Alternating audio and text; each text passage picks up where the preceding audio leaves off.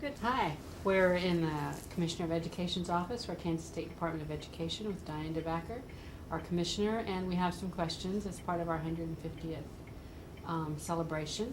And we are talking about circles of influence. But first, I want to know a little bit about you and what guided you into the field of education, or who guided you into it. Well, thank you for being here. And what a great project, the Circles of Influence. I mean, what a great way to chronicle everything that's happened at K-State and kind of keep that as a history and for people to look at in years to come. So congratulations to the university for doing that. In terms of influences for me in education, it goes way back to when I was growing up, and we lived beside a lady by the name of Maxine Carver. And Mrs. Carver happened to be the high school business teacher at my high school. And but she, as neighbors, they were neighbors from the time we were toddlers. So I didn't even know her as a teacher other than she was a neighbor and she taught at the school. Well, when I finally made it to high school, Mrs. Carver was my business teacher, and I don't know if it's because she was our neighbor and she was always just so happy and seemed to love her job, that I gravitated towards her classes and seemed to excel in her classes. So I think my first influence was Maxine Carver, but not really as my business teacher, but as our neighbor and a gal who we would, oftentimes at the end of the day be sitting in the yard, and she was talking to my parents and we were all talking. So, and then I just happened to be lucky enough to have her as a teacher in high school. So tell us a little bit more about going on into education. Well, I went to Emporia State, and that's where I received my bachelor's, and it was so unlike it is today in that I didn't apply and decide I was going to Emporia State till the summer before I went.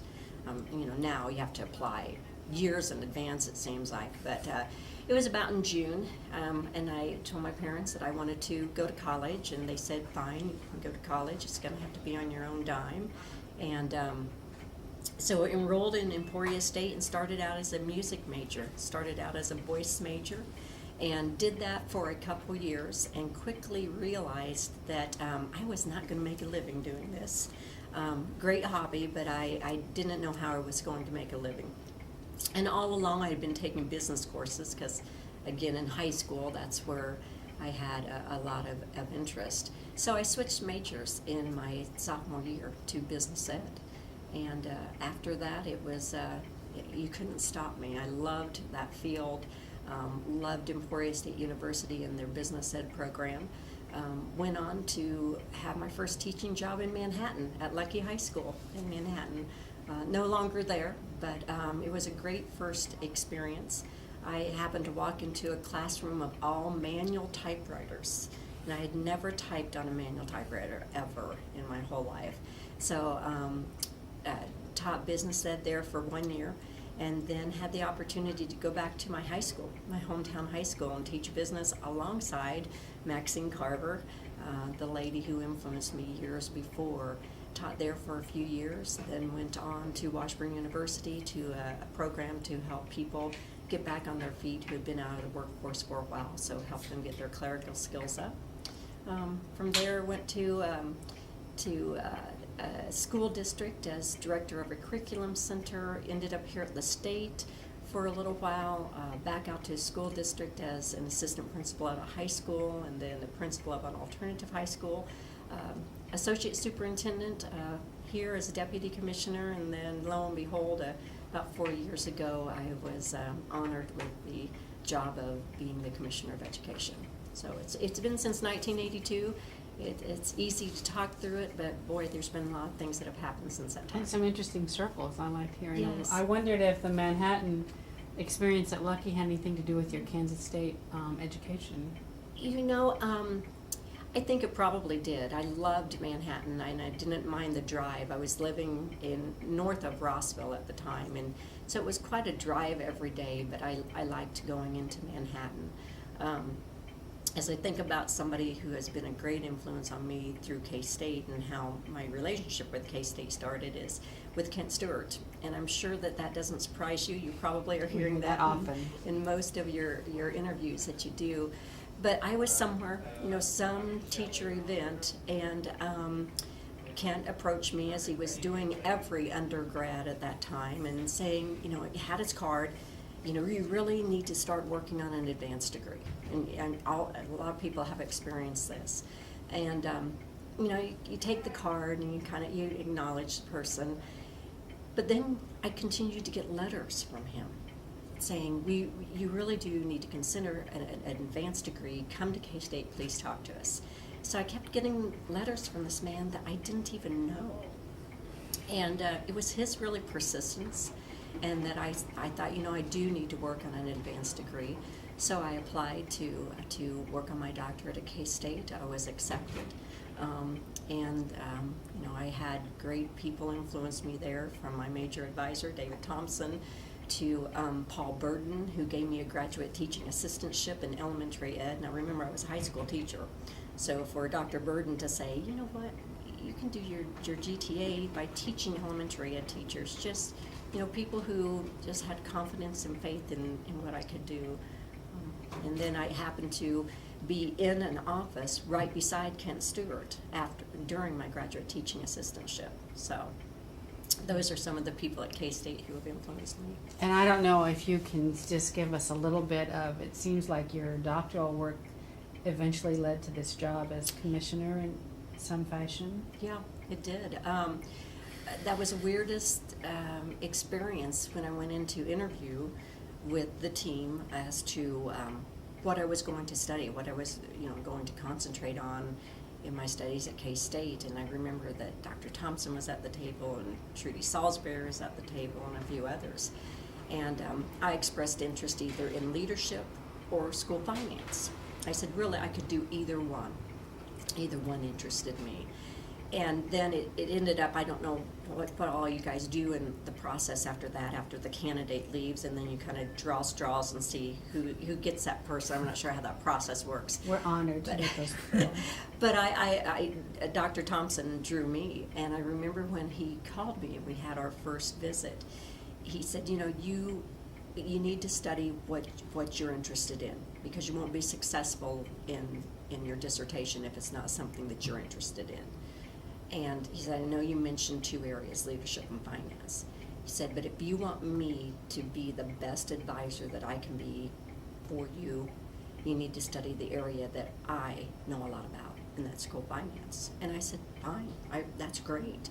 So it was really because of his, not really insistence, but his persuasion that I would probably have a quicker route and an easier route if I studied something that he knew something about, that I did that. So as part of my studies and an internship that I had to do in school finance, I did one with Dwayne Umbarger, Senator Dwayne Umbarger, who was a senator at the time here at the State House, and he was the chair of the Senate Education Committee.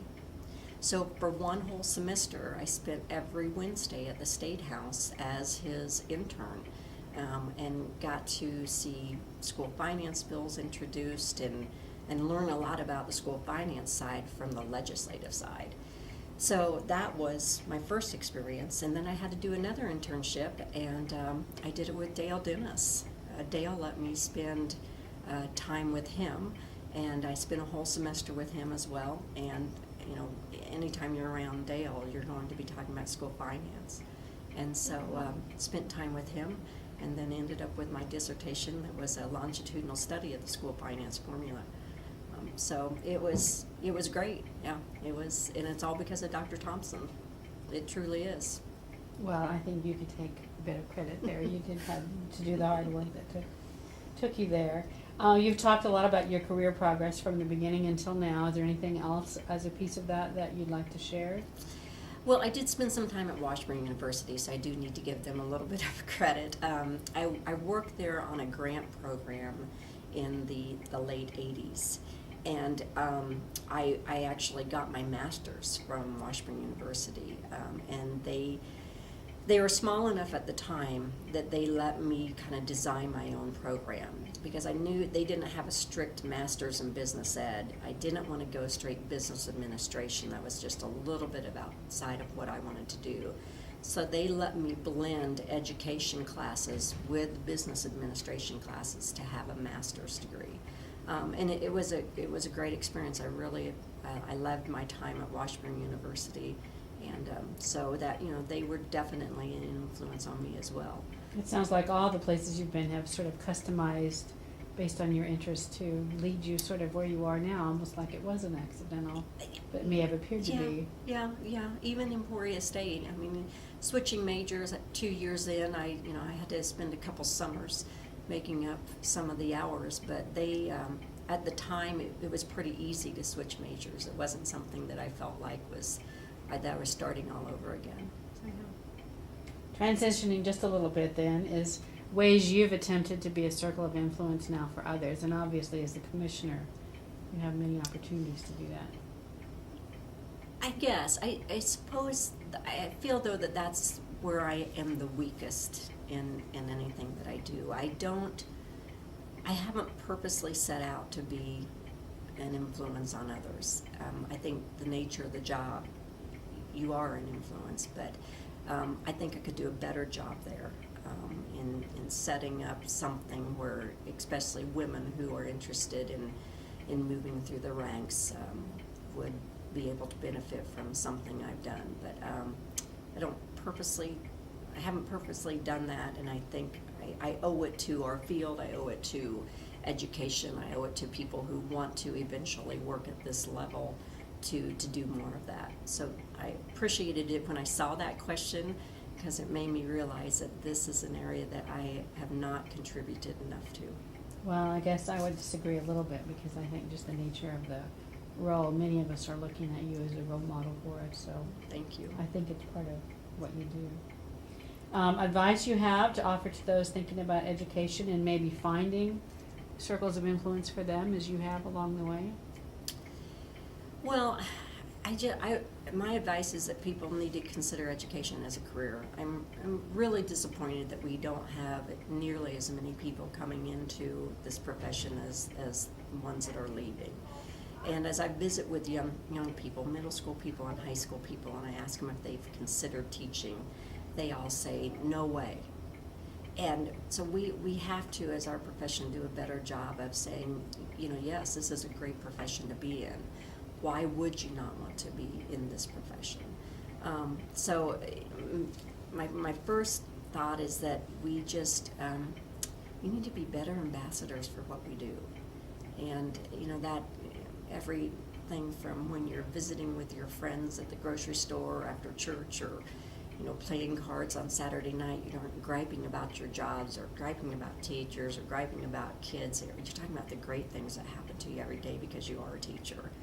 And that's, I think a lot of people are working on that. As you look at the different associations, as you look at different groups of teachers, they're trying to elevate our profession, but I think that's a major hurdle that we have to get over. And any other places you would encourage them to look for their role models for them, around them? Obviously other teachers, but also other professions that have a teaching component to that. Look at what somebody does and realize that every day that they are actually teaching you how to do something. I'm trying to think of a good example. I have a sister who's a nurse practitioner.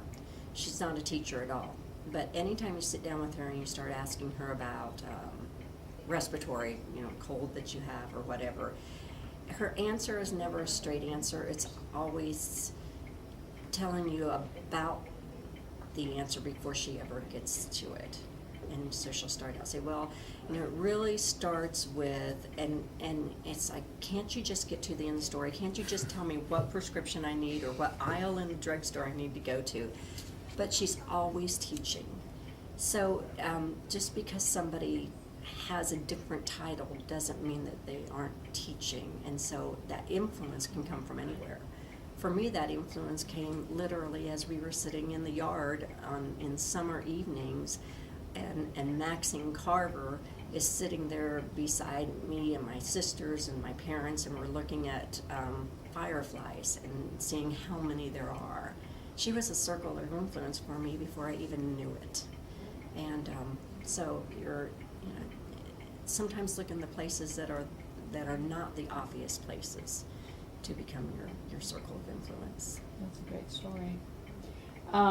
You've already mentioned a few members of the Kansas State University community. Obviously, we're emphasizing that for this celebration, but is there anyone else that you want to mention as a personal circle of influence? You know, I know I'm going to leave somebody out. That's hard. It is hard. Of course, Dr. Thompson continues to be an influence on me, you know, from when he flat out said, if you want the best advice, choose a field that I'm familiar with.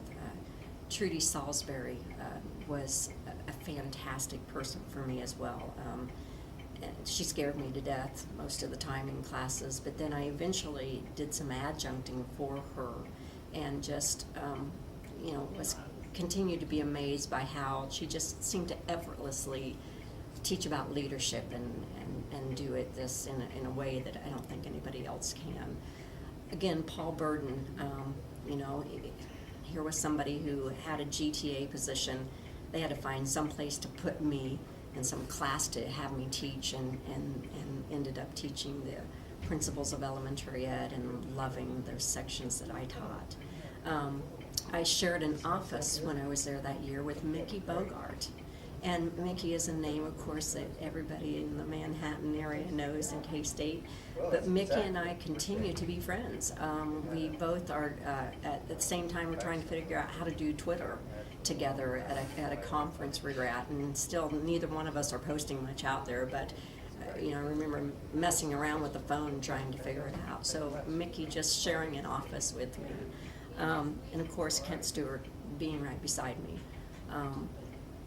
In the other office and being one of my instructors. So. I was thinking he might have still been using the manual typewriter though. I don't think he was. I don't think he was at that point. But yeah, they're just, and everybody that was in the College of Education. And you know, as a GTA, you really don't have much status, but everybody made me feel like I was the most important person in the world that year. Everybody. That's good to know. You've given us lots of circles. Any recommendations of others that we should be included in this project? Well, you know, if you're looking for K-State people, particularly. Some kind of connection. Mm-hmm. Well, I'm drawing a blank. Well, you've given us several, so. Well, I mean, hopefully you're, We may come back to you. interviewing Willie, the Wildcat. No, I'm glad to know that that's an influence too. No, those are the ones that come to mind immediately for me. Okay. Thank you very much. Thank Any you guys for final coming. thoughts you want to add? Again, just what a great project. I mean, this, you know, people will be able to look back at this and look at who's influenced them, and how much fun it will be for people as they're watching this or stumbling upon it and looking at it in YouTube or whatever fashion it's in, that they hear their name mentioned, and they may never know that they were a circle of influence for somebody. Maybe part of this project should be to help us tell those people that Yeah. they influenced us, Yeah, because I that's haven't done true. that either. Yeah, Thank you very much. Thank you, guys. Appreciate your time. you're welcome.